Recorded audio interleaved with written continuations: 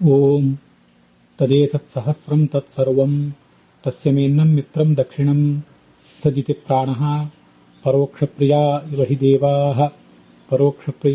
ಹಿ ದೇವಾಃ ಓಂ ವೃಷಾಕಪಯೇ ನಮಃ ಗಜಂ ಭಾಗ್ಯೇಷ್ಮಪೂರುಂ ವಿದಥೆ ಮೃಧ್ರವಾಚಂ ನಿಗವ್ಯವೋ ನವೋ ದೃಶ್ಯವಶ್ಚ ಷಷ್ಟಿಶತಾ ಸುಷುಪುಷ್ಷಟ್ಸಹಸ್ರಾಃ. ಶ್ರೀ ಗುರುಭ್ಯೋ ನಮಃ. ಮಹಾಭಾರತದ ಅನುಶಾಸನ ಪರ್ವದ ಪ್ರವಚನಮಾಲೆಯಲ್ಲಿ ಇದು 362ನೇ ಭಾಗ. ಅದರಲ್ಲಿ ವೃಷಾಕಪಿ ಅನ್ನುವ 104ನೆಯ ನಾಮ ವಿಷ್ಣು ಸಹಸ್ರನಾಮ ಸ್ತೋತ್ರದ್ದು ಮತ್ತೆ ಅದಕ್ಕೆ ಸಂಬಂಧಪಟ್ಟಂಥ ಬೃಹತಿ ಮಂತ್ರ ಇವೆರಡನ್ನು ಕೂಡ ನಾವೀಗ ನೋಡುವರಿದ್ದೇವೆ. ಓಂ ಪರೋ ಮಾತ್ರಯ ತನ್ವಾ ಪ್ರಧಾನ ನತೆ ಮಹಿತ್ವಮನ್ವಷ್ಣುವಂತೆ ನತೆ ವಿಷ್ಣು ಜಾಯಮಾನೋ ನ ಜಾತಃ ತೇವ ಮಹಿಮ್ನಃ ಪರಮಂತಮಾಪ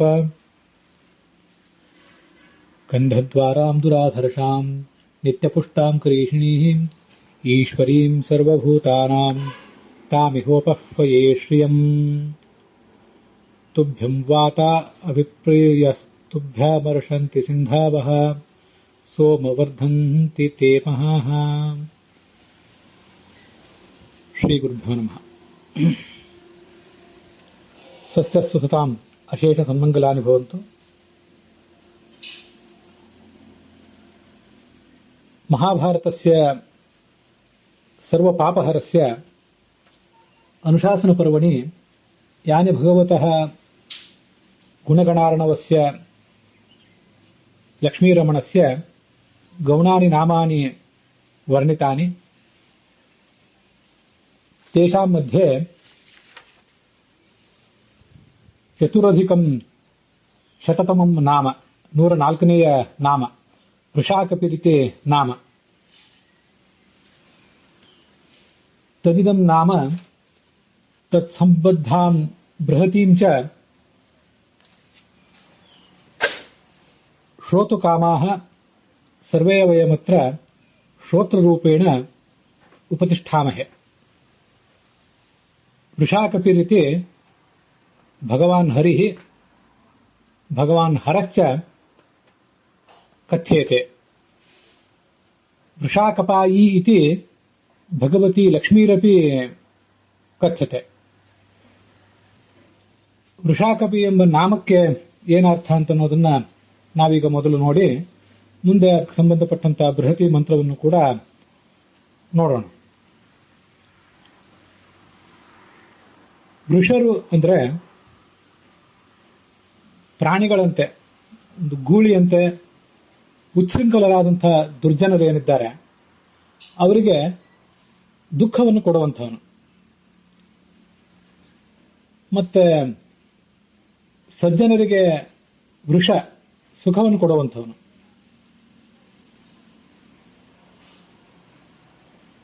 ಸಜ್ಜನರಿಗೆ ಸುಖವನ್ನು ಕೊಡುವಂಥವನು, ದುರ್ಜನರಿಗೆ ದುಃಖವನ್ನು ಕೊಡುವಂಥವನು. ವೃಷ ಅಂದ್ರೆ ಧರ್ಮ ಅಂತ ಕೂಡ ಅರ್ಥ. ಎಲ್ಲ ಧರ್ಮವೂ ಕೂಡ ಆ ಧರ್ಮವನ್ನು ಆಚರಿಸುವಂತಹವರಿಗೆ ನಾನಾ ಥರದ ಸುಖಗಳನ್ನು ಕೊಡುವುದರಿಂದ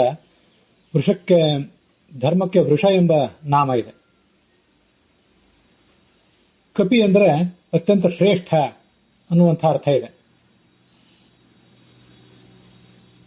ಈ ಭಗವಂತ ಧರ್ಮ ಸ್ವರೂಪನೂ ಹೌದು, ಅವನು ಶ್ರೇಷ್ಠನೂ ಹೌದು, ಮತ್ತು ಸ್ವಯಂ ಸುಖ ಜ್ಞಾನ ಸ್ವರೂಪನಾದವನು. ಮತ್ತೆ ಜಗತ್ತಿನಲ್ಲಿ ಧರ್ಮದ ವ್ಯವಸ್ಥೆಯನ್ನ ಯಾವತ್ತೂ ಕೂಡ ಕಂಪಿಸದಿರುವಂತೆ ನೋಡಿಕೊಂಡವನು, ಧರ್ಮದ ವ್ಯವಸ್ಥೆಗೆ ಧಕ್ಕೆ ಬರದೇ ಇರುವಂತೆ ನೋಡಿಕೊಳ್ಳುವವನು. ಆ ಕಾರಣಕ್ಕಾಗಿ ಈತನನ್ನ ವೃಷಾಕಪಿ ಅಂತ ಶಾಸ್ತ್ರದಲ್ಲಿ ವರ್ಣನೆ ಮಾಡಿದ್ದಾರೆ.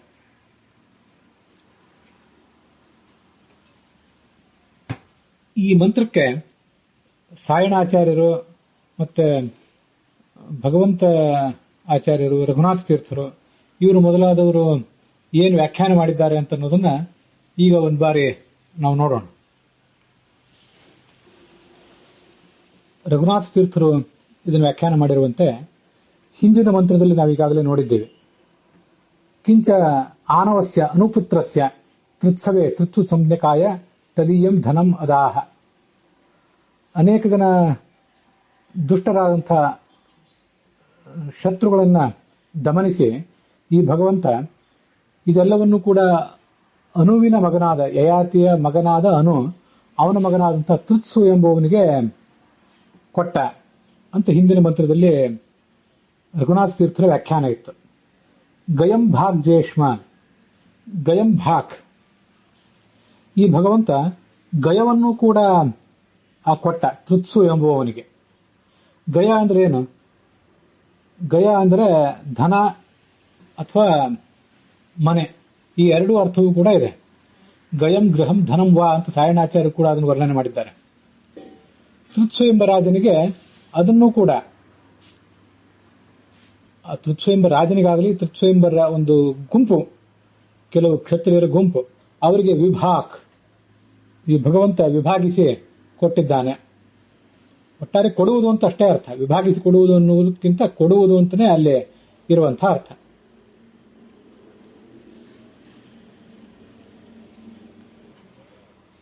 ಮುಂದೆ ರಘುನಾಥ ತೀರ್ಥರ ವ್ಯಾಖ್ಯಾನದಲ್ಲಿ ಬರುವಂತೆ ಗವ್ಯವಹ, ಗವ್ಯವಹ ಅಂತ ಏನು ಶಬ್ದ ಇದೆ ಅದಕ್ಕೆ ಪಶುಕಾಮಾಹ, ಪಶುಗಳಂತೆ ವರ್ತಿಸುವಂಥವರು. ಇಂಥ ಹೀಗೊಂದು ಅರ್ಥವನ್ನು ಬೇರೆಯವರು ಮಾಡಿದ್ದಾರೆ. ಇಲ್ಲಿ ರಘುನಾಥ ತೀರ್ಥರು ಮಾಡಿರುವಂತಹ ವ್ಯಾಖ್ಯಾನಕ್ಕನುಸಾರವಾಗಿ ಪಶುಕಾಮಾಹ ಜ್ಞಾನಕಾಮಾಹ ವ. ಸಾಯಣಾಚಾರ್ಯ ವ್ಯಾಖ್ಯಾನ ಮಾಡಿರುವಂತೆ ಗವ್ಯವಹ, ಗೋ ಅಂದ್ರೆ ಆಕಳು, ಅದನ್ನ ಅಪೇಕ್ಷೆ ಪಡುವವರು ಅನ್ನೋ ಅರ್ಥದಲ್ಲಿ ಗವ್ಯವ ಅಂತ ಈ ಶಬ್ದ ನಿಷ್ಪನ್ನ ಆಗ್ತದೆ. ಅದನ್ನೇ ಸ್ವಲ್ಪ ಬದಲಾಯಿಸಿ ರಘುನಾಥ ತೀರ್ಥರು ವ್ಯಾಖ್ಯಾನ ಮಾಡಿದಂತೆ ಕಾಣಿಸ್ತದೆ. ಗೋ ಅಂದ್ರೆ ವೇದ ಅಂತನೂ ಅರ್ಥ ಇರೋದ್ರಿಂದ ಗವ್ಯವರು, ಗವ್ಯವ ಅಂದ್ರೆ ಪಶುಕಾಮರು, ಪಶುಗಳನ್ನ ಅಪೇಕ್ಷೆ ಪಡುವರು. ಪಶು ಅಂದ್ರೆ ವೇದ, ಆ ವೇದದಿಂದ ಬರುವಂತಹ ಜ್ಞಾನ. ಪಾಂತಿ ಸಂಸಾಧನಾ ನೀತಿ ವೇದಾಃ ಪಶುವೈರಿತಾಃ, ನಮ್ಮನ್ನು ಕಾಪಾಡುವುದರಿಂದ ಮತ್ತು ನಮಗೆ ಸುಖವನ್ನು ಕೊಡುವುದರಿಂದ ಪಶು ಅಂದ್ರೆ ವೇದ ಅಂತ ಉಲ್ಲೇಖ ಇರುವುದರಿಂದ ಪಶುಕಾಮರು ಅಂದ್ರೆ ಪಶುಕಾಮಾಹ ಜ್ಞಾನಕಾಮಾಹ ವಾ ಅಂತ ರಘುನಾಥ ಸ್ವಾಮಿಗಳ ಅರ್ಥ ಇದೆ. ಅನವಹ ಅನುಪ್ರಭೃತಯ, ಅನು ಮೊದಲಾದವರು, ಹಾಗೇನೆ ದೃಹ್ಯು ಮೊದಲಾದವರು. ದೃಹ್ಯು ಅನ್ನುವನು ಕೂಡ ಯಯಾತಿಯ ಮಗನೇ. ಚ ಅಂತ ಬಂದಿರೋದ್ರಿಂದ ಹಿಂದಿನ ಕೆಲವು ಈ ಹಿಂದೆ ಪ್ರಸ್ತುತರಾದಂತಹ ರಾಜರು ಮೊದಲಾದವರನ್ನು ಕೂಡ ತಿಳ್ಕೊಳ್ಬೇಕು.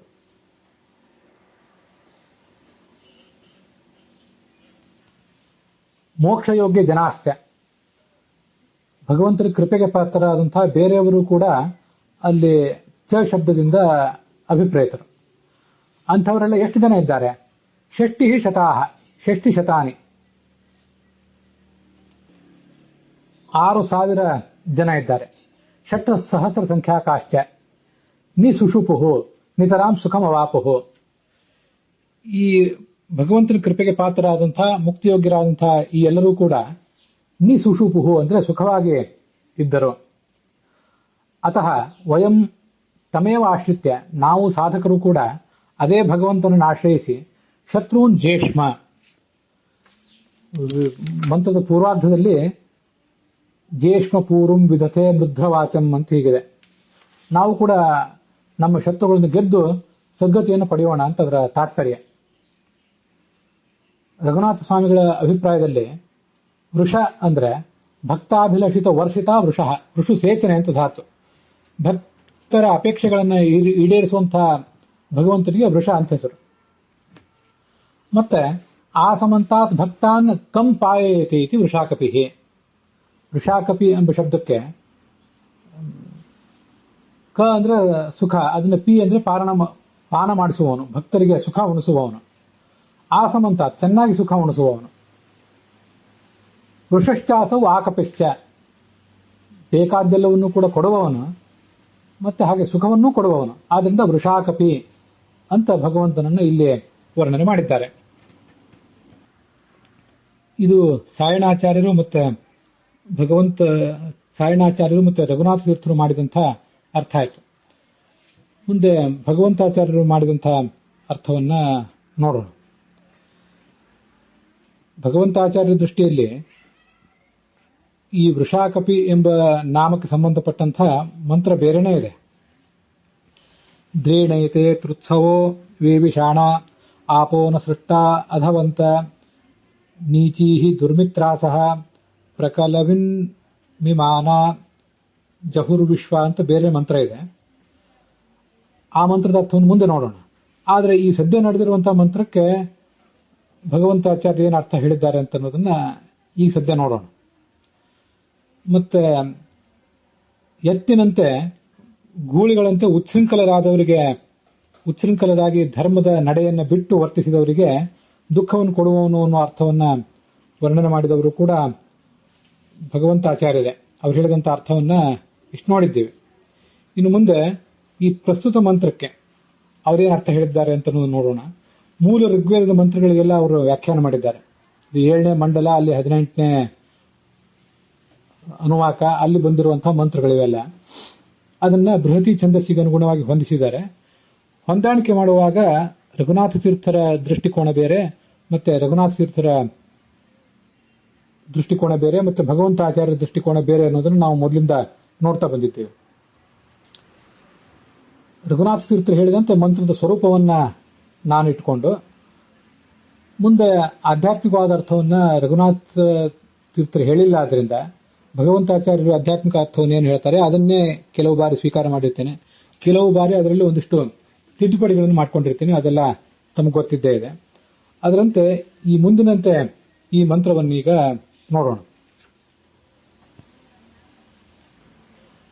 ಗವ್ಯವಹ ಅಂದ್ರೆ ಪಶುವಿನಂತೆ ವರ್ತಿಸುವವರು, ಪಶುವನ್ನ ಬಯಸುವವರು ಅನ್ನೋ ಅರ್ಥವನ್ನು ಸಾಯಣಾಚಾರ್ಯರು ಮತ್ತೆ ರಘುನಾಥ ತೀರ್ಥರು ಹೇಳಿದ್ರೆ, ಪಶುವಿನಂತೆ ಉಚ್ಛೃಂಖಲರಾಗಿ ವರ್ತಿಸುವವರು ಅನ್ನೋ ಅರ್ಥವನ್ನ ಭಗವಂತಾಚಾರ್ಯ ಹೇಳ್ತಾರೆ. ಅಂಥವರು ದುಷ್ಟರು ಅಂತ ಹೀಗರ್ಥ. ದುರಾಚಾರರು ಮತ್ತೆ ಮೂರ್ಖರು ಆದವರು. ದೃಶ್ಯುಗಳು ಅಂದ್ರೆ ಪರದ್ರೋಹಿಗಳಾದವರು. ದೃಶ್ಯು ಅನ್ನುವುದೊಬ್ಬ ರಾಜನ ಹೆಸರು ಆ ಹಿಂದಿನ ವ್ಯಾಖ್ಯಾನಗಳಲ್ಲಿ. ಇವರ ವ್ಯಾಖ್ಯಾನದಲ್ಲಿ, ಭಗವಂತಾಚಾರ್ಯ ವ್ಯಾಖ್ಯಾನದಲ್ಲಿ, ಅದು ದ್ರೋಹಿಗಳಾದಂತಹ ಈ ಭಗವಂತನಿಂದ ವಿಮುಖರಾಗಿ ಬದುಕುವಂಥವರ ಹೆಸರಿದು.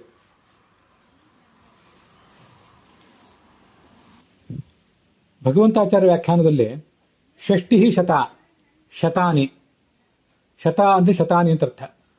ಷಷ್ಠಿ ಅಂದ್ರೆ 60, 60ನ್ನು 100ರಿಂದ ಗುಣಿಸಿದ್ರೆ 6000 ಸಂಖ್ಯೆ ಆಗ್ತದೆ. ಪುನಃ ಷಟ್ ಸಹಸ್ರ ಸಂಖ್ಯಾಕಾಹ ಮತ್ತು 6000, ಒಟ್ಟಾರೆ 12,000 ಈ ದುಷ್ಟರಾದಂತಹ ರಾಕ್ಷಸರು ಅಂತ ಅಭಿಪ್ರಾಯವನ್ನ ಭಗವಂತಾಚಾರ್ಯ ಹೇಳಿದಂತೆ ಕಾಣಿಸ್ತದೆ. ತತ್ಸಂಖ್ಯಾಕಾಶ್ಚ, ಒಟ್ಟಾರೆ ಅದರ ತಾತ್ಪರ್ಯ 6 + 6 12,000 ಅಂತ ನಮಗೆ ಕಂಡು ಬಂದರೂ ಕೂಡ ಅನೇಕ ಜನ ಅಂತ ಇಷ್ಟೇ ಅರ್ಥ. ಅನುಗಳು ಅಂದ್ರೆ ದೈತ್ಯ ಪ್ರಜೆಗಳು, ದೈತ್ಯ ಗುಂಪಿಗೆ ಸೇರಿದವರು ಅಂತ ಅರ್ಥ. ಅವರೆಲ್ಲ ಈ ಇಂದ್ರನಿಂದ ಹೊಡೆತವನ್ನು ತಿಂದು, ಭಗವಂತನಿಂದ ಪ್ರಹಾರವನ್ನು ತಿಂದು ನಿತರಾಂ ಸುಷುಪುಹು, ಅವರೆಲ್ಲರೂ ಮಲಗಿಬಿಟ್ರು, ದೀರ್ಘ ನಿದ್ರೆಯನ್ನ ಅಂದಂತವಸ್ಸಿನಲ್ಲಿ ಅವರು ಪ್ರವಿಷ್ಟರಾದರು, ಮೃತಾಹ ಸತ್ತು ಹೋದರು ಅಂತ ಅರ್ಥವನ್ನ ಭಗವಂತಾಚಾರ್ಯ ಬರೆದಿದ್ದಾರೆ. ಗಯಂ ಭಾಗ್ಯೇಷ್ಮ ಅಂತೇನಿದೆ ಅದಕ್ಕೆ ಹೀಗೆ ಅರ್ಥವನ್ನ ಭಗವಂತಾಚಾರ್ಯ ಹೇಳ್ತಾರೆ. ಅಭಕ್ತ ಜನ ಸಂಬಂಧಿ ಧನಾಧಿಕಂ ತಥಾಹೃತ್ಯ ಭಕ್ತೇಭ್ಯೋ ತದವು. ಅಭಕ್ತರಾದವರನ್ನ ಸಂಹರಿಸಿ, ಅವರಿಂದ ಸಂಪನ್ಮೂಲಗಳನ್ನ ಅಪಹರಿಸಿ ಅದನ್ನ ಭಕ್ತರಿಗೆ ಕೊಟ್ಟ ಅಂತ ಅದರ ಅರ್ಥ. ಅಂಥ ಭಗವಂತನನ್ನ ನಾವು ಈ ಜ್ಞಾನ ಯಜ್ಞದಲ್ಲಿ, ವಿದಥ ಅಂದ್ರೆ ಯಜ್ಞ, ಇಲ್ಲಿ ಯಜ್ಞ ಅಂದ್ರೆ ಜ್ಞಾನವೆಂಬ ಯಜ್ಞ, ನಾವು ನಡೆಸುವಂತಹ ಜ್ಞಾನ ಯಜ್ಞದಲ್ಲಿ ಶ್ರವಣ, ಮನನ, ಚಿಂತನ, ಚರ್ಚೆ ಮೊದಲಾದ ಜ್ಞಾನ ಯಜ್ಞಗಳಲ್ಲಿ ಅನೇಕ ಜನ ನಮಗೆ ಎದುರಾಳಿಗಳಾಗಿ ಬರ್ತಾರೆ, ಪ್ರತಿವಾದಿಗಳಾಗಿ. ಅವರೆಲ್ಲ ಮೃದ್ರ ವಾಕ್ಗಳು ಅಂದ್ರೆ ಇನ್ನೊಬ್ಬರನ್ನ ಕೆರಳಿಸುವಂತೆ ಮಾತನಾಡುವಂಥವ್ರು. ಅಂಥವ್ರೆಲ್ಲರನ್ನೂ ಕೂಡ ನಾವು ಗೆಲ್ಲುತ್ತೇವೆ. ಭಗವಂತ ನಮಗೆ ಜ್ಞಾನವನ್ನು ಕೊಡ್ತಾನೆ. ಆ ಭಗವಂತ ಕೊಟ್ಟ ಜ್ಞಾನವನ್ನ ಪ್ರತಿವಾದಿಗಳನ್ನು ಗೆಲ್ಲುವುದಕ್ಕಾಗಿ ನಾವು ಉಪಯೋಗ ಮಾಡ್ತೇವೆ ಅಂತಿಷ್ಟ ಅರ್ಥವನ್ನ ಭಗವಂತಾಚಾರ್ಯರು ವರ್ಣನೆ ಮಾಡ್ತಾರೆ. ಹೀಗೆ ಸಾಯಣಾಚಾರ್ಯರು, ರಘುನಾಥ ತೀರ್ಥರು ಮತ್ತೆ ಭಗವಂತಾಚಾರ್ಯರು ಇದಕ್ಕೆಲ್ಲ ಏನು ಅರ್ಥ ಮಾಡಿದ್ದಾರೆ ಅಂತ ನೋಡಿದ್ದೇವೆ. ಇನ್ನು ಮುಂದೆ ಈ ಮಂತ್ರಕ್ಕೆ ಸಂಬಂಧಪಟ್ಟಂತೆ ನನ್ನ ಅನ್ವಯಾರ್ಥ ಮತ್ತೆ ಭಾವಾರ್ಥವನ್ನ ನೋಡೋಣ. ಮೊದಲು ಅನ್ವಯಾರ್ಥ ನೋಡೋಣ. ಇಂದ್ರ ಅಂದ್ರೆ ಸರ್ವಶಕ್ತನಾದ ಭಗವಂತ. ಅವನು ಗಯಂ ಅಂದ್ರೆ ಜ್ಞಾನಧನವನ್ನು, ಅಸ್ಮಭ್ಯಂ ವಿಭಾಕ್ ನಮಗೆ ಕೊಟ್ಟ. ಇದೆಲ್ಲ ಭಗವಂತಾಚಾರ್ಯ ಹೇಳಿದಂತ ಅರ್ಥನೇ ಆಗಿದೆ, ಅದನ್ನೇ ತಗೊಂಡಿದ್ದೇನೆ. ನಾವು ವಯಂತು ವಿದಥೆ ಜ್ಞಾನ ಯುದ್ಧೆ, ಶ್ರವಣ ಮನನ ಚರ್ಚೆ ಮೊದಲಾದ ಜ್ಞಾನ ಯುದ್ಧಗಳನ್ನು ನಾವು ಮಾಡಬೇಕಾಗಿದೆ. ನಮಗೆ ಅಲ್ಲಿ ಎದುರಾಳಿಗಳಾದವರು ಮೃದ್ರವಾಚಂ, ಉದ್ವೇಗಕರ ವಾಚಂ, ಪರರಿಗೆ ಉದ್ವೇಗ ಆಗುವಂತೆ ಮಾತನಾಡುವಂಥ ಅನೇಕ ವಿಧ ಜನರು, ಪೂರ್ವಗಳು ಅಂದ್ರೆ ಬಹುವಿಧರಾದಂತಹ ದುರ್ಜನರು. ಅವರನ್ನ ಜೇಷ್ಮ ಅಂದ್ರೆ ಗೆಲ್ಲೋಣ. ಭಗವಂತ ನಮಗೆ ಜ್ಞಾನವನ್ನು ಕೊಡಲಿ, ನಾವು ಆ ಜ್ಞಾನದ ಮಾರ್ಗವನ್ನ ಸಮರ್ಥಿಸೋಣ. ಅಜ್ಞಾನಿಗಳಾದವರು ಯಾರಾದರೂ ಅದಕ್ಕೆ ವಿರೋಧಿಗಳು ಬಂದರೆ ಅವರನ್ನ ಹೊಡೆದಟ್ಟೋಣ, ಅವರ ಮಾತುಗಳನ್ನು ನಾವು ಗೆಲ್ಲೋಣ ಅಂತ ಅದರ ತಾತ್ಪರ್ಯ. ನಮಗೆ ಪ್ರತಿವಾದಿಗಳಾಗಿ ಸಿಕ್ಕವರು ಸತ್ಯವನ್ನು ನುಡಿಯುವ ಸಾಮರ್ಥ್ಯ ಉಳ್ಳವರಾಗಿರೋದಿಲ್ಲ. ಅವರು ಕೇವಲ ಇನ್ನೊಬ್ಬರಿಗೆ ಉದ್ವೇಗ ಆಗುವಂತೆ ಮಾತನಾಡುವವರು ಮಾತ್ರ ಆಗಿರ್ತಾರೆ. ಅಂತಾಗಿ ಅವರನ್ನ ಗೆಲ್ಲೋಣ ಅಂತ ತಾತ್ಪರ್ಯ. ಗವ್ಯವಹ ಅಂದ್ರೆ ಪಶುವದಾಚರಂತಹ, ಇದು ಭಗವಂತಾಚಾರ್ಯ ಹೇಳಿದ ಅರ್ಥವೇ. ದೃಶ್ಯವಹ ಅಂದ್ರೆ ಪರದ್ರೋಹಿಣ, ಇನ್ನೊಬ್ಬರಿಗೆ ದ್ರೋಹ ಮಾಡುವವರು. ಇಂಥ ಆ ದುರ್ಜನರೇನಿದ್ದಾರೆ ಅವರೆಲ್ಲ ಸಹಸ್ರಧ, ಸಾವಿರಾರಿದ್ದಾರೆ, ಅವರೆಲ್ಲ ಬಿದ್ದು ಬಿಟ್ರು ಭಗವಂತನಿಂದ ಪ್ರಹೃತರಾಗಿ ಅಂತ ಅದರ ಅರ್ಥ ಇದೆ. ಇಲ್ಲಿ ಈ ಷಟ್ ಸಹಸ್ರ, 6000 ಪ್ಲಸ್ 6000 ಇತ್ಯಾದಿ ಏನು ಸಂಖ್ಯೆ ಇದೆಯಲ್ಲ, ಈ ಎಲ್ಲಾ ಸಂಖ್ಯಾವಾಚಕ ಶಬ್ದಗಳನ್ನು ಕೂಡ ನಾನು ಬದಲಾಯಿಸಿಕೊಂಡಿದ್ದೇನೆ. ಯಾಕೆ ಹಾಗೆ ಬದಲಾಯಿಸಿಕೊಂಡಿದ್ದೇನೆ ಅಂದ್ರೆ, ಇದು ಸಾಯಣಾಚಾರ್ಯರು ಮತ್ತೆ ರಘುನಾಥ ತೀರ್ಥರು ಹೇಳುವಂತೆ ಏನು ಶತ್ರುಗಳ ಸಂಖ್ಯೆ, ಮತ್ತೆ ಭಗವಂತಾಚಾರ್ಯ ಹೇಳುವಂತೆ ಇದು ಶತ್ರುಗಳ ಸಂಖ್ಯೆ, ಸಾಯಣಾಚಾರ್ಯರು ಮತ್ತೆ ರಘುನಾಥ ತೀರ್ಥರು ಹೇಳುವಂತೆ ಇದು ಭಕ್ತರ ಸಂಖ್ಯೆ. ಅದೇನೇ ಆಗಲಿ, ಅದು 6000 ಸಂಖ್ಯೆಯೇ ಆಗಲಿ, 6000 ಪ್ಲಸ್ 6000 ಒಟ್ಟಾರೆ 12,000 ಸಂಖ್ಯೆಯೇ ಆಗಲಿ, ಅದು ಭಕ್ತರ ಸಂಖ್ಯೆಯೇ ಆಗಲಿ ಅಭಕ್ತರ ಸಂಖ್ಯೆಯೇ ಆಗಲಿ, ಆ 12,000 ಅಥವಾ 6,000 ಅನ್ನೋ ಶಬ್ದವನ್ನು ಯಾಕೆ ಪ್ರಯೋಗ ಮಾಡಿದರು? ಮತ್ತೆ ಅಷ್ಟು ಸಾವಿರ ಸಂಖ್ಯೆಯ ಭಕ್ತರಿದ್ದಾರೆ ಎನ್ಲಿಕ್ಕೆ ಎಲ್ಲಿ ಪ್ರಮಾಣಗಳಿವೆ?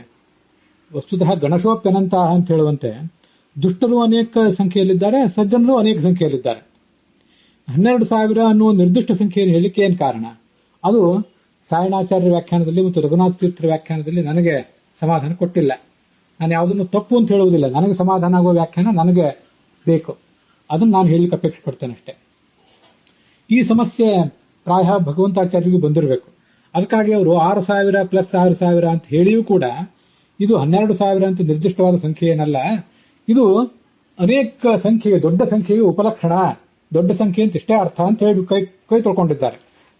ಅದಕ್ಕಾಗಿ ನಾನು ಅದಕ್ಕೆ ಬೇರೆ ಅರ್ಥವನ್ನೇ ಮಾಡುವ ಪ್ರಯತ್ನ ಮಾಡಿದ್ದೇನೆ. ಹೀಗೆ ಅದನ್ನು ಗಮನಿಸಿ. ಷಷ್ಠಿ ಅಂತಿದೆಯಲ್ಲ, ಷಷ್ಠಿ ಎಂಬುದಕ್ಕೆ 60 ಅಂತ ಅರ್ಥ ಅಲ್ವೇ ಅಲ್ಲ. ಷಷ್ಠಿ ಅನ್ನೋದಕ್ಕೆ ದಿವಾಸ್ವಪ್ನಂ ಪಶ್ಯಂತಹ ಕಿಮಪಿ ಕಾರ್ಯಂ ಕೊರುವಂತಹ, ಹಗಲು ಗಣಸು ಕಾಣುತ್ತಾ ಏನೇನೋ ಕಾರ್ಯವನ್ನೋ ಅಕಾರ್ಯವನ್ನೆಲ್ಲ ಮಾಡುವಂಥವ್ರು. ಅದು ಹೇಗೆ ಅರ್ಥ ಬರ್ತದೆ ಅನ್ನೋದು ಮುಂದೆ ಹೇಳ್ತೇನೆ. ಷಟ್ ಅಂದ್ರೆ 6 ಅಂತ ಅರ್ಥ ಅಲ್ಲ, ಗಣಶಃ ವರ್ತಮಾನ, ಗುಂಪು ಗುಂಪಾಗಿ ಸಂಚರಿಸುವಂಥವ್ರು. ಅನವಹಚ ದುರ್ಜನರು ಕೂಡ. ಶತಾಹ, ಶತ ಅಂದ್ರೆ ಇಂದ್ರನಿಂದ ಪ್ರಹೃತರಾಗಿ, 100 ಅಂತ ಅರ್ಥ ಅಲ್ಲ ಅದಕ್ಕೆ. ಇಂದ್ರನಿಂದ ಹೊಡೆತವನ್ನು ತಿಂದು ಭಗವಂತನಿಂದ ಪ್ರಹಾರವನ್ನ ಅನುಭವಿಸಿ, ಸಹಸ್ರಾಹ ಸಹಸ್ರಧ, ಇಲ್ಲೊಂದು ಕಡೆ ಸಾವಿರಾರು ಭಾಗವಾಗಿ, ನುಚ್ಚು ನೂರಾಗಿ, ನಿಸುಷುಪುಹು ಬಿದ್ದು ಬಿಟ್ಟರು. ಇಲ್ಲಿ ಷಷ್ಠಿ, ಷಟ್ ಮತ್ತು ಶತ ಇವಿಷ್ಟಕ್ಕೆ ನನ್ನ ವ್ಯಾಖ್ಯಾನ, ಉಳಿದಿದ್ದೆಲ್ಲವೂ ಕೂಡ ಭಗವಂತಾಚಾರ್ಯರ ವ್ಯಾಖ್ಯಾನ. ಈ ಷಷ್ಠಿ, ಶತ, ಷಟ್ ಈ ಎಲ್ಲ ಶಬ್ದಗಳಿಗೆ ಹೀಗೆ ಹೇಗೆ ವ್ಯಾಖ್ಯಾನ ಮಾಡಿದಿರಿ? ಅದಕ್ಕೆ ಆ ಸಂಖ್ಯಾ ಅನ್ನೋ ಅರ್ಥವನ್ನ ನಾನು ಅಪೇಕ್ಷೆ ಪಡಲಿಲ್ಲ ಅಂತ ನಿಮ್ಗೆ ಹೇಳಿದೆ. ಯಾಕೆಂದ್ರೆ ಆ ಸಂಖ್ಯೆ ಅಂತ ಹೇಳಿಬಿಟ್ರೆ ಅದಕ್ಕೊಂದು ಆಧಾರ ಬೇಕು. ಆ ಆಧಾರ ನನಗೆ ಕಾಣಲಿಲ್ಲ, ಆದ್ರಿಂದ ಅವುಗಳನ್ನು ಬದಲಾಯಿಸಿಕೊಂಡಿದ್ದೇನೆ. ಹಾಗಾದ್ರೆ ಈ ಷಟ್, ಷಷ್ಠಿ, ಶತ ಇವಕ್ಕೆಲ್ಲ ಸಂಖ್ಯಾ ಅನ್ನೋ ಅರ್ಥ ಇಲ್ಲ ಅಂತಾದ್ರೆ ನೀವು ಹೇಳಿದ ಅರ್ಥ ಇದು ಹೇಗೆ ಸ್ವೀಕಾರಕ್ಕೆ ಯೋಗ್ಯ ಅಂತಂದ್ರೆ, ಅದನ್ನ ಆಚಾರ್ಯರು ಐತರೇಯ ಭಾಷ್ಯದಲ್ಲಿ ಸಹಸ್ರ ಮತ್ತು ಶತ, ದಶ ಇತ್ಯಾದಿ ಶಬ್ದಗಳಿಗೆ ಅರ್ಥ ಮಾಡಿ ತೋರಿಸಿದ್ದಾರೆ. ಸಹಸ್ರ ಅಂದ್ರೆ ಇದೇ ಈ ಬೃಹತಿ ಮಂತ್ರಗಳನ್ನು ಸಂಬಂಧಪಟ್ಟಂತಹ ಬೃಹತಿ ಛಂದಸ್ಸಿನ ಕುರಿತಾದ ವರ್ಣನೆ, ಇಂದ್ರನ ಯಾಗ, ಅಲ್ಲಿ ವಿಶ್ವಾಮಿತ್ರ ಮಂತ್ರ ಪಠನ ಮಾಡಿದ್ದು. ಇದೇ ಪ್ರಸಂಗದಲ್ಲಿ ಸಹಸ್ರ ಎಂಬ ಶಬ್ದಕ್ಕೆ ಸಹಸರಂತೀತಿ ಸಹಸ್ರಾಹ, ಭಗವಂತನು ಅವನ ನಾಮಗಳು ಯಾವತ್ತೂ ಸಹ ಜೊತೆ ಜೊತೆಯಾಗಿಯೇ ಸರಂತಿ ಮುಂದೆ ಮುಂದೆ ಹೋಗ್ತವೆ. ಆ ನಾಮಗಳಿಗೂ ಅವನಿಗೂ ಅಂತ ಒಂದು ಗಾಢವಾದ ಸಂಬಂಧ ಇದೆ ಅಂತ ಸಹಸ್ರ ಶಬ್ದಕ್ಕೆ ಅರ್ಥ ಹೇಳಿದ್ದಾರೆ. ಶತ ಅಂದ್ರೆ ಶ ಅಂದ್ರೆ ಸಂತೋಷ, ತ ಅಂದ್ರೆ ಅದನ್ನು ಕೊಡುವಂಥವ್ರು. ಭಗವಂತನ ರೂಪಗಳು ನಮಗೆ ಸಂತೋಷ ಕೊಡುವುದರಿಂದ ಶತ. ದಶ ಅಂದ್ರೂ ಅದೇ ಅರ್ಥ. ದ ಅಂದ್ರೆ ಕೊಡುವುದು, ಶ ಅಂದ್ರೆ ಸಂತೋಷ. ಈ ಎಲ್ಲ ಅರ್ಥಗಳನ್ನು ಅವ್ರು ಹೇಳಿದ್ದಾರೆ. ಹಾಗಾಗಿ ಶತ, ದಶ, ಸಹಸ್ರ ಇತ್ಯಾದಿ ಶಬ್ದಗಳಿಗೆ ಸಂಖ್ಯಾವಾಚಕವಾದ ಅರ್ಥವೇ ಆಗಬೇಕಾಗಿಲ್ಲ ಅನ್ನುವುದು ಆಚಾರ್ಯರಿಗೆ ಅಭಿಪ್ರಾಯ. ಮತ್ತು ಒಂದು ಕಡೆ ಅಷ್ಟವು ಎಂಬ ಶಬ್ದಕ್ಕೆ 8 ಅಂತ ಅರ್ಥವನ್ನು ಮಾಡದೆ, ಅಷ್ಟ ಅಂದ್ರೆ ಕಾಂತಿ ಉಳ್ಳವರು, ಕಾಂತಿ ಉಳ್ಳವನು ಅನ್ನೋ ಅರ್ಥವನ್ನು ಕೂಡ ಆಚಾರ್ಯರು ಒಂದು ಕಡೆ ಸರ್ವಮೂಲದಲ್ಲಿ ಹೇಳಿದ್ದಾರೆ. ಅಂತಹ ಅರ್ಥಗಳಿಂದ ನಾನು ಇಲ್ಲಿ ಬಳಕೆ ಮಾಡಿಕೊಂಡಿದ್ದೇನೆ. ನಾನು ಹೇಳುವ ಶಬ್ದಗಳಿಗೆ, ನನಗೆ ಬೇಕಾದ ಶಬ್ದಗಳಿಗೆ ಆಚಾರ್ಯ ಏನು ವ್ಯಾಖ್ಯಾನ ಮಾಡಿಲ್ಲ. ಆದರೆ ಹೀಗೆ ನಾನು ವ್ಯಾಖ್ಯಾನ ಮಾಡಿಕೊಳ್ಳುವ ಪ್ರಯತ್ನ ಮಾಡಿದ್ದೇನೆ. ಅದು ಹೇಗೆ ಅಂದ್ರೆ, ಈ ಷಷ್ಠಿ ಅಂತೇನು ಶಬ್ದ ಇದೆ, ಷಷ್ಠಿ ಎಂಬ ಶಬ್ದಕ್ಕೆ ಮೂಲವಾದ ಧಾತು ಶಸ ಸ್ವಪ್ನೆ ಅಂತ. ಇದು ಷಣ್ಮುಖ ಶಕಾರ, ಮೂರ್ಧನ್ಯ ಶಕಾರ. ಶಶ ಸ್ವಪ್ನೆ ಅಂತ ಧಾತು. ಅದರ ಲಟ್ಲಕಾರ ಸಸಂತಿ, ಕನಸು ಕಾಣುವಂಥವರು. ಹೇಗೆ ಕನಸು ಕಾಣುವವರು ಅಂದ್ರೆ ದಿವಾ ಸ್ವಪ್ನ ಕಾಣುವವರು. ಹಗಲು ಕನಸು ಕಾಣುವವರು ಈ ದುಷ್ಟರು. ರಾತ್ರಿ ಮಲಗಿದಾಗ ಎಲ್ಲಿಗೂ ಕನಸು ಬೀಳಬಹುದು. ಹಗಲು ಕನಸು ಕಾಣ್ತಾ ತನ್ವಂತಿ ಮಾಡುತ್ತಾರೆ. ಏನ್ ಮಾಡ್ತಾರೆ ಅಂದ್ರೆ ಕಿಮಪಿ ಕಾರ್ಯಂ ಅಕಾರ್ಯಂವಾ ತನ್ವಂತಿ. ರಾತ್ರಿ ಬೆಳಗ್ಗೆ ಮಲಗಿದಾಗ್ಲೂ ಹಗಲು ಕನಸುಗಳೇ ನಾವು ಬೀಳುವುದಾದರೆ ಆ ಕನಸುಗಳನ್ನು ನನಸು ಮಾಡಿಕೊಳ್ಳುವುದಕ್ಕಾಗಿ ಬೇಕಾಬಿಟ್ಟಿಯಾಗಿ ವರ್ತಿಸುವವರು, ನ್ಯಾಯಾನ್ಯಾಯಗಳನ್ನು ವಿಚಾರ ಮಾಡದೆ ವರ್ತಿಸುವವರು. ಹೀಗೆ ಶಸ್ ಒಂದು ಧಾತು, ತ ಇನ್ನೊಂದು ಧಾತು. ಅದಕ್ಕೆ ಇವೆರಡರ ಸಂಗಮಾಗಿ ಷಷ್ಠ ಅಂತಾಗಿದೆ. ಮುಂದೆ ಅದಕ್ಕೆ ಈ ಸೇರಿಕೊಂಡು ಷಷ್ಠಿ ಅಂತ ಆಗಿದೆ. ಅದೊಂದು ಈ ಅನ್ನೋದೊಂದು ಪ್ರತ್ಯಯ. ಇಂತಹ ಅನೇಕ ವ್ಯಾಖ್ಯಾನಗಳೆಲ್ಲ ಇದೇ ರಘುನಾಥ ತೀರ್ಥರು, ಭಗವಂತ ಆಚಾರ್ಯರೇ ಮಾಡೇ ಇದ್ದಾರೆ. ಆದ್ರಿಂದ ಅದೇ ಧೈರ್ಯದಿಂದ ನಾನು ಈ ವ್ಯಾಖ್ಯಾನ ಮಾಡಿದ್ದೇನೆ. ಷಷ್ಠಿ ಅಂದ್ರೆ ಹಾಗಾಗಿ 60 ಅಲ್ಲ, ಹಗಲು ಕಾಣುತ್ತಾ ಬೇಕಾಬಿಟ್ಟಿಯಾಗಿ ವರ್ತಿಸುವವರು. ಮುಂದೆ ಷಟು ಅಂದ್ರೆ 6 ಅಂತ ಅರ್ಥ ಅಲ್ಲ. ಷಟು ಎಂಬುದಕ್ಕೆ ಷಟು ಅವಯವೇ ಅಂತ ಒಂದು ಧಾತು ಇದೆ. ಅವಯವ ಅಂದ್ರೆ ಏನು? ಗುಂಪು. ಗುಂಪು ಗುಂಪಾಗಿ ಸಂಚರಿಸುವವರು. ಸಟಂತಿ, ಅದರ ಲಟ್ಲಕಾರ ಸಟಂತಿ, ಗಣಶೋ ವರ್ತಂತೆ. ಇದಕ್ಕೆ ಇವೆಲ್ಲ ಏನು ಅಪರಿಚಿತವಾದ ವ್ಯಾಖ್ಯಾನಗಳಲ್ಲ. ಸಟ ಅಂದ್ರೆ ಜಟ ಅಂತ ಅರ್ಥ ಇದೆ. ಸಟ ಅಂದ್ರೆ ಜಟಗಳು, ಕೂದಲುಗಳು. ಯಾಕೆ ಅಂದ್ರೆ ಅವು ಕೂಡ ಸಟಂತಿ ಇತಿ ಸಟಾಹ. ಈ ಕೂದಲುಗಳು, ಜಡೆಗಳು ಕೂಡ ಗುಂಪು ಗುಂಪಾಗಿರ್ತವೆ. ಒಂದೊಂದು ಕಡೆ ಒಂದೊಂದು ಗುಂಪು ಗುಂಪಾಗಿ ಆ ಕೂದಲುಗಳು ತಲೆ ಮೇಲೆ ನಮ್ಗೆ ಕಾಣಿಸ್ತವೆ. ಅದರಿಂದ ಜಟೆಗಳಿಗೆ ಸಟ ಅಂತ ಕರೀತಾರೆ. ಅದರಂತೆ ಇಲ್ಲಿ ಕೂಡ ಷಟ್ ಅಂದ್ರೆ ಗುಂಪು ಗುಂಪಾಗಿ ವರ್ತಿಸುವಂಥವರು ಅಂತ ಅರ್ಥ ಆಗ್ತದೆ. ಈ ದೈತ್ಯರಲ್ಲಿ ದಾನವರು ಬೇರೆ, ಕೆಲವರು ದೈತ್ಯರು, ಕೆಲವರು ರಾಕ್ಷಸರು, ಹೀಗೆ ಅನೇಕ ಥರದವರು ಇದ್ದಾರೆ. ಅವೇ ಗುಂಪುಗಳು. ಮುಂದೆ ಶತ ಅಂತಿದೆಯಲ್ಲ, ಶತ ಅಂದ್ರೆ ಶದುಲು ವಿಶರಣ ಗತ್ಯವ ಸಾಧನೆಯ ಧಾತುವಿಗೆ ಕ್ತ ಪ್ರತ್ಯಯ ಬಂದ್ರೆ ಶತ ಅಂತ ಆಗ್ತದೆ. ಅಲ್ಲಿ ಅವಸಾದನ ಅಂತ ಅರ್ಥ ಇದೆ. ಅವಸಾದನ ಅಂದ್ರೆ ಖೇದ ಮಾಡಿಸುವುದು, ದುಃಖ ಮಾಡುವುದು ಅಂತ ಅರ್ಥ. ಹಾಗಾಗಿ ಶತಾಹ ಅಂದ್ರೆ ದುಃಖಕ್ಕೆ ಗುರಿಯಾದಂಥವರು, ಭಗವಂತನಿಂದ ಏಟನ್ನು ತಿಂದವರು. ಹಾಗಾಗಿ ಶ ಧಾತು ಅದಕ್ಕೆ ತ ಅನ್ನುವ ಪ್ರತ್ಯಯ. ಈಗ ನಾವು ವ್ಯಾಕರಣದಲ್ಲಿ ನೋಡ್ಲಿಕ್ಕೆ ಹೋದ್ರೆ ಶತ ಅಂತ ತ ಪ್ರತ್ಯಯ ಅಂತ ಒಂದು ಶಬ್ದ ಇಲ್ಲ. ಶನ್ನ ಅಂತಿದೆ. ಪ್ರಸನ್ನ, ಶನ್ನ, ನಿರ್ವಿಣ್ಣ ಇವೆಲ್ಲವೂ ಕೂಡ ತ ಪ್ರತ್ಯಯ ಅಂತ ಒಂದು ಶಬ್ದಗಳು. ಅದರಲ್ಲಿ ತ ಕಾಣುವುದಿಲ್ಲ, ನಕಾರ ಕಾಣಿಸ್ತದೆ. ಆದರೆ ಶತ ಅಂತ ಹೀಗೆ ರೂಪವನ್ನು ಕೂಡ ತ ಪ್ರತ್ಯಯಂತವಾಗಿ ಮಾಡಬಹುದು ಅಂತ ನನಗೆ ಕಾಣಿಸಿದ್ರಿಂದ ಅದನ್ನು ಹೇಳಿದ್ದೇನೆ. ಅದನ್ನು ಒಪ್ಪದೇ ಇದ್ದವರಿಗೆ ಶದಲು ವಿಶರಣ ಗತ್ಯವ ಸಾಧನೆ ಶುಧಾತುವಿಗೆ ತ ಪ್ರತ್ಯಯ ಬಂದರೆ ಶತ ಹೇಗಾಗ್ತದೆ, ಶನ್ನವೇ ಆಗಬೇಕು ಅಂತ ಯಾರು ಒಪ್ಪದೇ ಹೋದ್ರೆ ಅದಕ್ಕೆ ಬೇರೆ ವ್ಯವಸ್ಥೆಯನ್ನು ಮುಂದೆ ಹೇಳ್ತೇನೆ. ಮತ್ತೆ ಮೃದ್ಧವಾಚ ಅಂತಿದೆಯಲ್ಲ, ಮೃದ್ಧ ಎಂಬ ಧಾತುವಿಗೆ ಈಗ ಧಾತು ರೂಪಾವಳಿ ತೆಗೆದು ನೋಡಿದರೆ ಒದ್ದೆ ಮಾಡುವುದು ಅಂತ ಅರ್ಥ ಆಗ್ತದೆ. ಒದ್ದೆ ಮಾಡುವುದು ಅಂತ ಮಾತ್ರ ಅರ್ಥ ಅಲ್ಲ, ಪೀಡಿಸುವುದು ಅನ್ನೋ ಅರ್ಥವೂ ಕೂಡ ಕೋಶದಲ್ಲಿ ಇವತ್ತಿಗೂ ನಮಗೆ ಕಂಡೇ ಕಾಣ್ತದೆ. ಆದ್ರಿಂದ ತೇನ ವಾಚಾ ಪೀಡಕಾಹ ಮೃದ್ಧವಾಚ, ತಮ್ಮ ಮಾತುಗಳಿಂದ ಮತ್ತೊಬ್ಬರಿಗೆ ಉದ್ವೇಗವನ್ನು ಕೊಡುವಂಥವ್ರನ್ನೇ ಮೃದ್ಧವಾಕ್ ಅಂತ ನಾವು ಹೇಳಬೇಕು. ಗೋವದ ಆಚಾರಂತಹ ಗವ್ಯವಹ, ಆಚಾರಾರ್ಥೆ ಕೆಚ್, ಅದರಂತೆ ವರ್ತಿಸುವರು ಅನ್ನೋ ಅರ್ಥದಲ್ಲಿ ಕೆಚ್ ಪ್ರತ್ಯಯ ಬಂದು ಗವ್ಯವ ಅಂತ ಶಬ್ದ ನಿಷ್ಪನ್ನ ಆಗಿದೆ. ಅದು ಉಕಾರಾಂತವಾದ ಶಬ್ದ. ಗವ್ಯವುಹು, ಗವ್ಯವೂ, ಗವ್ಯವಹ ಅಂತ. ಗವ್ಯವಹ ಅಂತ ಅಕಾರಾಂತವಾದ್ದಲ್ಲ, ಅದು ಉಕಾರಾಂತ ಶಬ್ದದ ಬಹುವಚನ. ಇದನ್ನು ಭಗವಂತಾಚಾರ್ಯ ವರ್ಣನೆ ಮಾಡಿದ್ದಾರೆ. ಅದನ್ನೇ ನಾನು ಕೂಡ ಒಕ್ಕಣಿಸಿದ್ದೇನೆ ಅಷ್ಟೆ. ಈ ಶತ ಅನ್ನೋದಕ್ಕೆ ಶದಲು ವಿಶರಣಗತ್ಯ ಸಾಧನೇಶು ಧಾತುವಿನ ಪ್ರತ್ಯಯ ಅಂತ ರೂಪ ಅಂತ ನಾವು ಒಪ್ಪದೆ ಹೋದ್ರೆ, ಶತ ಸಹಸ್ರ ಅಂತ ಅಲ್ಲೇನಿದೆಯಲ್ಲ, ನೂರಾರು ಭಾಗವಾಗಿ ಸಾವಿರಾರು ಭಾಗವಾಗಿ ಈ ದುರ್ಜನರಲ್ಲೂ ಭಗವಂತನ ಏಟನ್ನು ತಿಂದು ಬಿದ್ದು ಹೋದ್ರು. ಭಗವಂತನ ಏಟನ್ನು ತಿಂದ್ರು, ನುಚ್ಚು ನೂರಾಗಿ ನೂರಾರು ಭಾಗವಾಗಿ ಸಾವಿರಾರು ಭಾಗವಾಗಿ, ಶತಧ ಸಹಸ್ರಧ ಅಂತ ಅದಕ್ಕೆ ಅರ್ಥ. ನಿಪೇತುಹು ಅಂತ ಅರ್ಥ. ಅಲ್ಲಿ ನಿಪೇತುಹು ಅಂತಂದ್ರೆ ಈ ಮೂಲ ವೇದದಲ್ಲಿ ನೀ ಸುಷುಪುಹು ಅಂತಿದೆಯಲ್ಲ, ಸುಷುಪುಹು ಅಂದ್ರೆ ಮಲಗಿ ಬಿಟ್ರು ಅಂತ, ಬಿದ್ದು ಬಿಟ್ರು ಅಂತ. ಅದು ಬಿದ್ದು ಬಿಡುವುದು ಹೇಗೆ ಅಂದ್ರೆ, ಈ ನೀ ಅಂತ ಉಪಸರ್ಗ ಇದೆಯಲ್ಲ, ನೀ ಎಂಬ ಉಪಸರ್ಗಕ್ಕೆ ನಿಹತಾಹ ಸುಷುಪುಹು, ಹೊಡೆತವನ್ನು ತಿಂದವರಾಗಿ ಬಿದ್ದು ಬಿಟ್ಟರು. ಹೀಗೆ ನಿಹತಾಹ ಅನ್ನುವ ಅರ್ಥ ನೀ ಎಂಬ ಉಪಸರ್ಗದಿಂದ ಸಿಕ್ಕ ಮೇಲೆ ನಿ ಸುಷುಪುಹು ಅನ್ನುವುದಕ್ಕೆ ಶತಾಹ ಅನ್ನೋದ್ರಿಂದ ಏನು ಅರ್ಥ ಬರಬೇಕಾಗಿತ್ತು, ಹೊಡೆತವನ್ನು ತಿಂದರು ಅಂತ. ಅದು ನೀ ಎಂಬ ಉಪಸರ್ಗದಿಂದ ಬಂದು ಬಿಡುವುದರಿಂದ ಶತ ಅನ್ನೋದನ್ನ ನೂರಾರು ಸಂಖ್ಯೆ ಸಾವಿರಾರು ಸಂಖ್ಯೆ ಅಂತ ನಾವು ತಿಳ್ಕೊಂಡ್ಬಿಟ್ಟು ತೊಂದರೆ ಇಲ್ಲ. 10, 100, 1000 ಇದನ್ನೆಲ್ಲವನ್ನು ಬಹು ಅಂತ ಅರ್ಥದಲ್ಲಿ ಇಟ್ಕೊಳ್ಳಿಕ್ಕೆ ಅನೇಕ ಪ್ರಮಾಣಗಳೇ ಇವೆ. ಆದರೆ 6000, 60 ಇತ್ಯಾದಿಗಳನ್ನು ಬಹು ಅನ್ನೋ ಅರ್ಥದಲ್ಲಿ ಇಟ್ಕೊಳ್ಳಿಕ್ಕೆ ಬೇರೆ ಪ್ರಮಾಣಗಳನ್ನು ಕಾಣಲಿಲ್ಲ. ಆದ್ರಿಂದ ಅಲ್ಲಿ ಈ ಷಷ್ಠಿ ಮೊದಲಾದ ಶಬ್ದಗಳನ್ನು ಸಂಖ್ಯಾವಾಚಕವಾಗಿ ಹೇಳುವುದನ್ನು ಬಿಟ್ಟು ಅದಕ್ಕೆ ಬೇರೆ ಅರ್ಥವನ್ನು ಹೇಳುವ ಪ್ರಯತ್ನ ಮಾಡಿದ್ದೇನೆ. ಅದರ ವಿಮರ್ಶೆಯನ್ನು ವಿದ್ವಾಂಸರು ಮಾಡಬೇಕಷ್ಟೆ. ಮತ್ತೆ ಈ ಮಂತ್ರಕ್ಕೂ ಬೃಹತಿ ಮಂತ್ರಕ್ಕೂ ಈ ನಾಮಕ್ಕೂ ಏನು ಸಂಬಂಧ ಇದೆ ಅಂದ್ರೆ, ವೃಷಾಕಪಿಹಿ ಅಂದ್ರೆ ವೃಷಭವದ್ ಉತ್ಸೃಂಖಲಾನಾಂ, ಯಾರು ಗೂಳಿಗಳಂತೆ ಎತ್ತಿನಂತೆ ಕೋಣಗಳಂತೆ ಉತ್ಸೃಂಖಲರಾಗಿ ವರ್ತಿಸ್ತಾರೋ ಅವರಿಗೆ ಕ ಅಂದ್ರೆ ಸುಖ, ಅಕ ಅಂದ್ರೆ ದುಃಖ, ಆ ದುಃಖವನ್ನು ಉಣ್ಣಿಸುವವನು. ಆದ್ರಿಂದ ಇವರು ವೃಷಾಕಪಿ. ಇದನ್ನ ಭಗವಂತಾಚಾರ್ಯ ಅರ್ಥ ಹೇಳೇ ಇದ್ದಾರೆ. ಅದು ಅಲ್ಲದೆ ವೃಷಃ ಅಂದ್ರೆ ಭಕ್ತರಿಗೆ ಅಭೀಷ್ಟ ಸೇಚಕ, ಭಕ್ತರಿಗೆ ಅಭೀಷ್ಟವನ್ನು ಕೊಡುವವನು. ಅಭಕ್ತಾನಾಂ ಅಕಪಿ, ಅಭಕ್ತರಿಗೆ ದುಃಖದಾಯಕ, ಈ ಅರ್ಥ. ಇದೇ ಅರ್ಥವನ್ನೇ ಬೃಹತಿ ಮಂತ್ರ ವರ್ಣನೆ ಮಾಡಿದೆ. ನಿಸುಷುಪುಹು ಅನ್ನುವ ಶಬ್ದದಿಂದ ಅದು ವ್ಯಾಖ್ಯಾನ ಮಾಡಿದೆ. ನೀ ಸುಷುಪುಹು ಅಂದ್ರೆ ಮಲಗುವುದು ಅಂದ್ರೆ ಎಲ್ಲವನ್ನೂ ಕಳೆದುಕೊಂಡು ಸರ್ವನಾಶ ಹೊಂದಿ ಮಲಗುವುದು ಅಂತ ಅದರ ತಾತ್ಪರ್ಯ ಆಗ್ತದೆ. ಅದಕ್ಕಾಗಿ ನಿಸ್ವಾಪಹ ಅಂದ್ರೆ ದುಃಖ ಪ್ರಾಪ್ತಿರೇವ, ದುಃಖವನ್ನು ಪಡೆಯುವುದೇ. ಇದು ವೃಷಾಕಪಿ ಎಂಬಲ್ಲಿಯೂ ಕೂಡ ದುಃಖವನ್ನು ಪಡೆಯುವುದೇ ಅನ್ನೋ ಅರ್ಥವೇ ಕಂಡು ಬರ್ತಾ ಇದೆ. ವೃಷ ಎಂಬ ಶಬ್ದಕ್ಕೆ ಧರ್ಮ ಅಂತ ಅರ್ಥ ಇದೆ ಮತ್ತು ಶ್ರೇಷ್ಠ ಅಂತನೂ ಅರ್ಥ ಇದೆ ಅನ್ನೋದನ್ನು ಮಹಾಭಾರತದ ಶಾಂತಿ ಪರ್ವದ 342ನೇ ಅಧ್ಯಾಯದ 89ನೇ ಶ್ಲೋಕದಲ್ಲಿ ಹೇಳ್ತಾರೆ.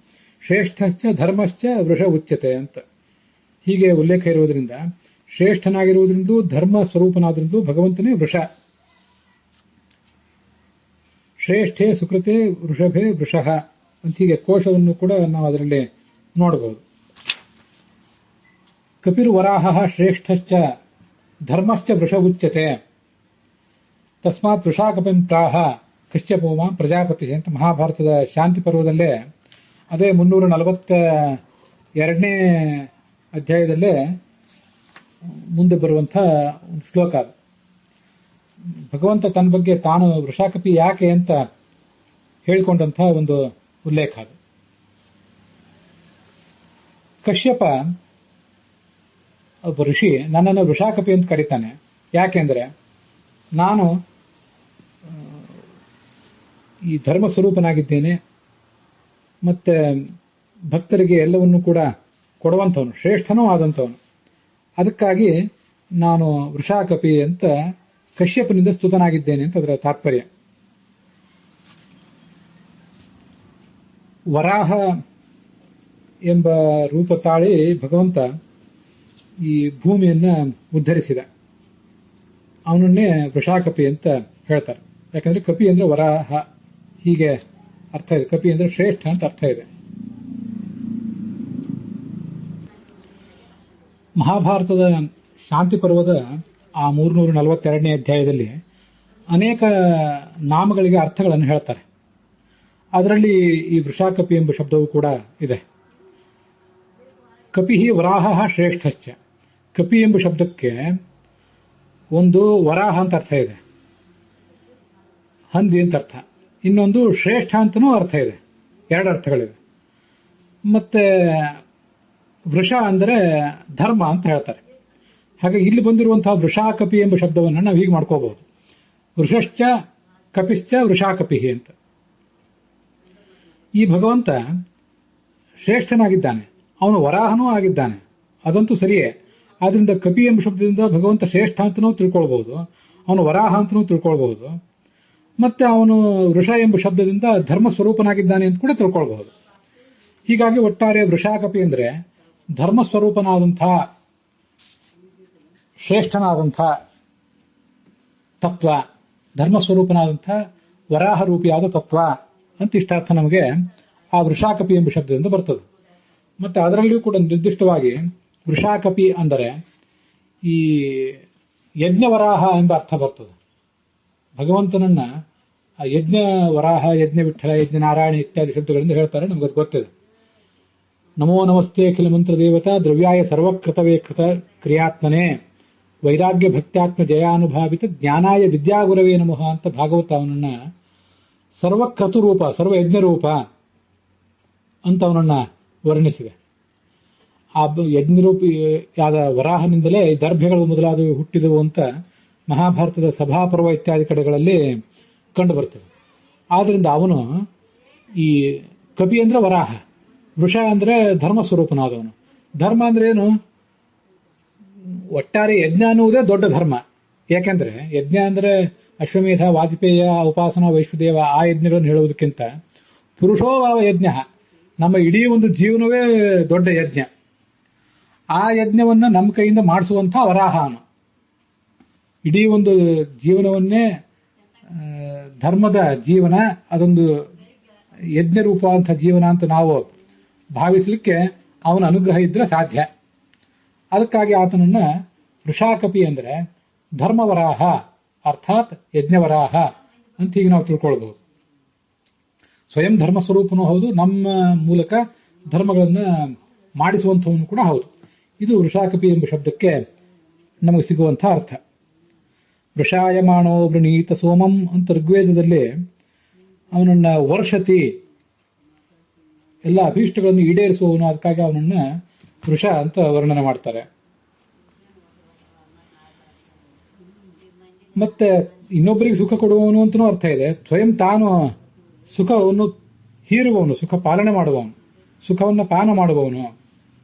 ಸುಖಾದನಂತಾತ್ ಪಾಲನಾತ್ ಲೀಯನಾಚ್ಚ ಅಂತ ಹಿಂದೆ ಒಂದ್ ಕಡೆ ಈ ಕಪಿಲ ಎಂಬ ಶಬ್ದವನ್ನು ವ್ಯಾಖ್ಯಾನ ಮಾಡುವಾಗ ಅವನು ಅನಂತ ಸುಖ ಸ್ವರೂಪ ಅಂತ ವ್ಯಾಖ್ಯಾನ ಮಾಡಿದ್ದಾರೆ. ಕಪಿಲ ಶಬ್ದ ನಿರ್ವಚನ ಸಂದರ್ಭದಲ್ಲಿ ಕಪಿ ಶಬ್ದಕ್ಕೆ ಹೇಳಿದ ಅರ್ಥಗಳನ್ನೇ ಕಪಿಲ ಅಂತಿದೆ. ಲ ಅಂದ್ರೆ ಲಯ ಮಾಡುವವನು ಅಂತ ಅರ್ಥ. ಅದಕ್ಕಿಂತ ಮುಂಚೆ ಬರುವ ಕಪಿ ಶಬ್ದಕ್ಕೆ ಸುಖವನ್ನು ಪಾನ ಮಾಡುವವನು ಅಂತ ಅರ್ಥ. ಆ ಅರ್ಥವನ್ನು ಇಲ್ಲಿ ಕೂಡ ತಗೊಳ್ಬಹುದು.